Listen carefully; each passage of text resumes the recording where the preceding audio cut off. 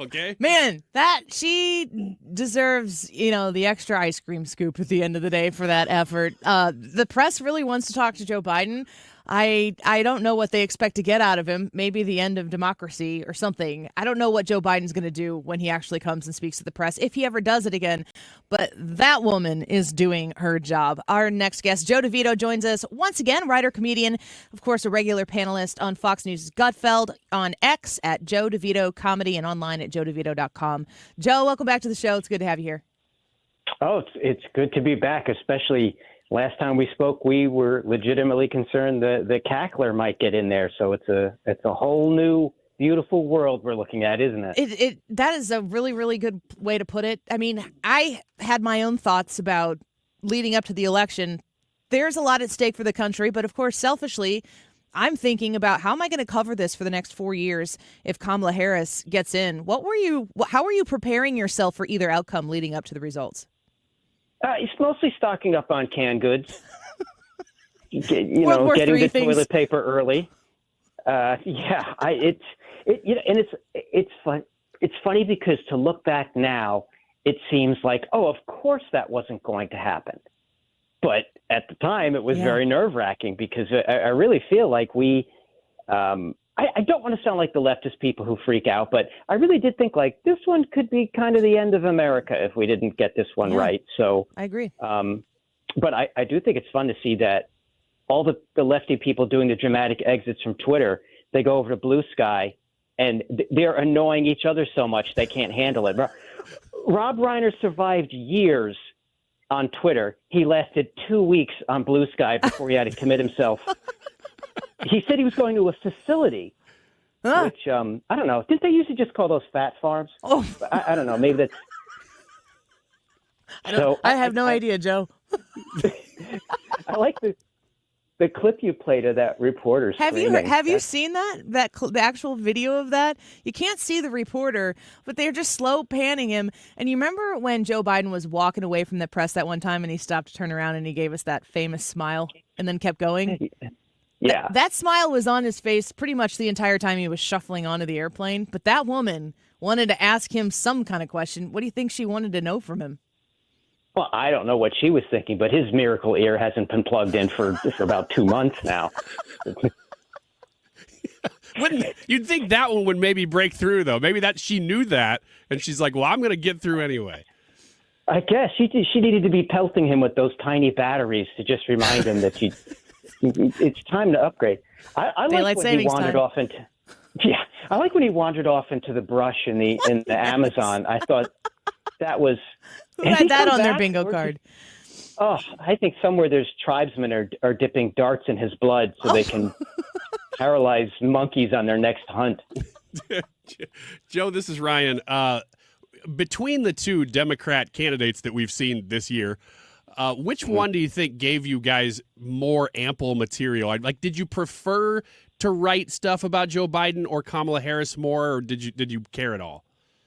Oh, I'm going to miss Joe Biden because there were times where I would be sitting at my desk and realize I've written 10 jokes about the president crapping in his pants.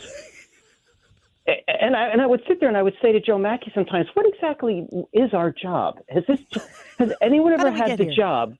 Yes, where you're continually writing jokes about the president soiling himself. And there would be times where I would say, I can't submit 20 jokes about it in the same day. And then, of course, we send them to Greg and he uses all of them. Check. Do you ever have sympathy for either of those candidates? But you say you're going to miss Joe. There's got to be a little bit of some sort of emotion other than just mockery that you have towards the president of the United States. Well, there was a little bit when I saw him at that debate that changed everything, where I thought this seems a little cruel. But you have to keep in mind, before he had dementia, he was always kind of a jerk. Yeah, that's for real. He was a blowhard, and he so. If anything, I am enjoying a little bit that sense of revenge that the Bidens are getting over there. I thought that was pretty funny, especially when Joe Biden was the night of the election strolling around in the Republican red pantsuit. I thought it's the reddest hilarious suit in the history of suits. Yeah. So do I feel bad for them? No. I can maybe share in a little bit of Kamala's sense of relief because there were a couple of times you could see, you could just see the terror in her eyes. She doesn't know what she's doing. Yeah. Joe, do you think that the Democrats have much of a bench right now? People commenting and saying, well, I don't even know who's next. Like, are you looking down the line going, yeah, I think it's this guy or I think it's this girl?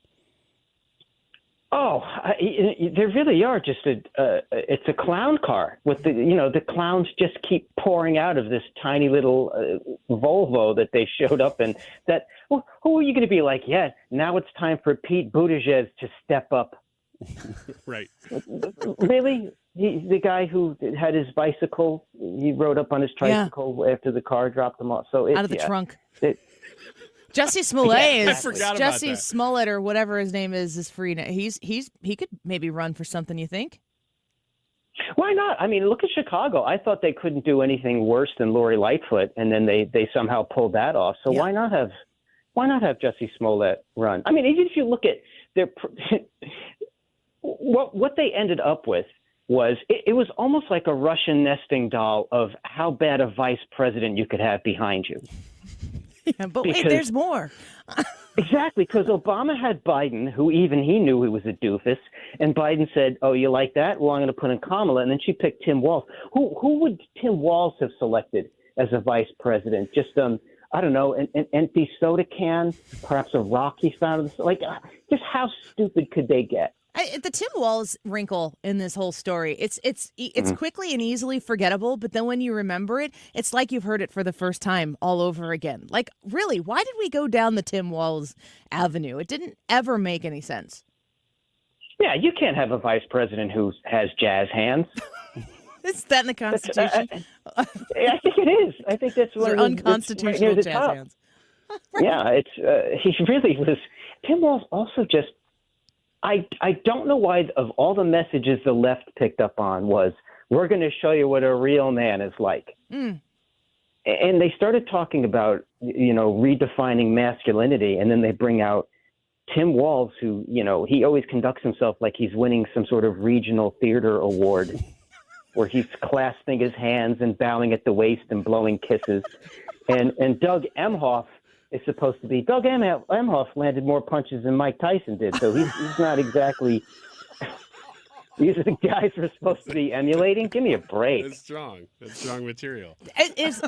Joe, speaking with Joe DeVito here, a regular panelist on Fox News' this Gutfeld show. Of course, you know him from there. He's a comedian.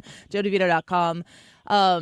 Do you feel like manhood and masculinity is back? It's no longer toxic. It's back in vogue. You think that that's something that comes along with these election results? I think so. I think that's part of the collective just sort of letting our breath go afterward. Because to give you a little behind the scenes, right, the day after the election, we were having a writers' meeting for the show, and we suggested for whatever the joke was, that famous picture of Rachel Levine and Sam Brinton, and we all looked at each other, and at the same time we thought, oh yeah, this is going to stop now. Yeah. This kind of nonsense, or at least, get hotter trans women. I don't know what to say. That, the kind you can accidentally have sex with twice. You know what I'm saying? Like, twice. Accidentally. You say like I know, but I do not. Yeah, know. We're all just shaking our heads like, oh yeah, of course. Like, he's Joe DeVito. Just agree. Just agree. We've got to leave room for a misunderstanding later. This is what I'm saying. Joe, along those lines that you guys were just talking about in the writer's room and figuring out what you can and can't get away with. I mean, you push boundaries all the time. So I don't know if you've ever actually been afraid of stepping on any toes, but America's has been in a place where they're like, ooh, is it okay to say this or that? Do you get the sense that America's kind of shaking that off after this election, or, are we still kind of in the middle of that? Well, yes, I do think we have. I think now, everybody likes a winner, and Trump especially knows that. So now we're seeing more people because, it was risky, especially if you're a public figure, to come out and say you were supporting him. I know that, in my business, I paid a price for it, and that's professionally in show business and with friends who I've been very like I had to stay off Facebook because these are I won't be kind to the Democrats who are running, but I will say there are friends of mine on the other political side who they really appear to be in a great deal of distress. So I'm not going to dunk on them. Yeah. Even though I know they would not extend the same courtesy to me. But as far as jokes go, I think we're seeing that, yeah, comedy's supposed to be irreverent and obnoxious. And I don't know. I have a feeling we're going to look back at this time in history the way people look back at maybe the Salem witch trials. Now I get it, where you can say, oh, everybody lost their mind for a little while. Yeah. Yeah, I think that's completely true. Yeah, now we're coming back to, there's too much work to be done and too many things to be corrected, despite Biden trying to sneak in a little World War III on his way out. So thanks a lot for that, Joe. He doesn't know. It's not him. It's somebody, Yeah, but exactly. It's Whoever. not Joe. Joe DeVito with us right now. You mentioned you have friends who are feeling a sense of a certain kind of distress right now.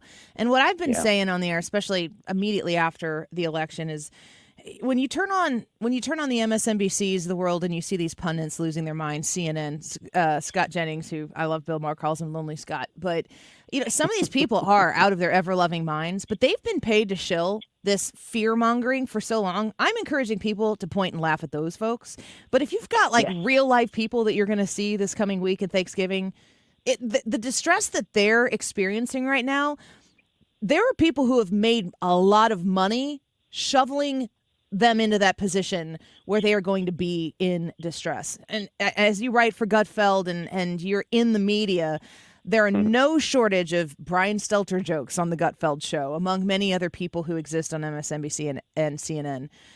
You've said you've been kind to those people in your life who are experiencing that distress. How do you feel about the fearmongers that are maybe on some of your competitors? Well, I think, again, we've had a revelation, and a revelation isn't when someone comes to you and they have a mystery box and you open it up and you see, oh, I've never seen this thing. But a revelation is when the scales fall from your eyes or the curtain is pulled back and you realize, now I'm seeing things the way they really are. It's been in front of me this whole time. And I think that now people on the left are seeing what we've been aware of because we know the legacy media is corrupt. They're saying, wait a minute, you said this guy was Hitler, and you're now just saying, well, I hope we have a nice, secure transfer of power. Those are two completely incompatible. I mean, look at Mika and Joe Scarborough going down to kiss Trump's feet. It's absurd. That's the worst. I don't know how they can come back after that. That is the worst trip to Florida since Elian Gonzalez, if I can make a 30-year-old reference here. But if you believe them, you can legitimately be saying, hey, what is my interpretation of reality supposed to be now? Yeah, because it's obvious that they're always trying to sell you something that somehow or another benefits them through power or money, that it always comes down to that. You can't trust it. I almost have more respect for Joy Reid at this point because she's clinically insane. She's all in. So at least, she's keeping it real. I mean, I think she's now so stressed out she's wearing a white toupee just to show that she's lost. She's taking it pretty hard. All of Gen Z and Gen Alpha are Googling Elian Gonzalez. Right? Yeah, I know. Yeah, it was a big deal. It was a big deal. Yes. Yeah, our YouTube chat says, wow, an Elian Gonzalez reference. Yeah, there you go. Didn't know that was coming out today. Yep. But a good, well-placed one. Joe DeVito, we appreciate you. Thank you for giving us some time on a Friday afternoon and making us laugh. Come back again soon. Oh, always fun, guys. We'll see you soon. Take care. Bye-bye. It's great stuff. He's a regular panelist on Fox News. Gutfeld writes for them as well. He's a comedian, and you can check him out online at joedevito.com.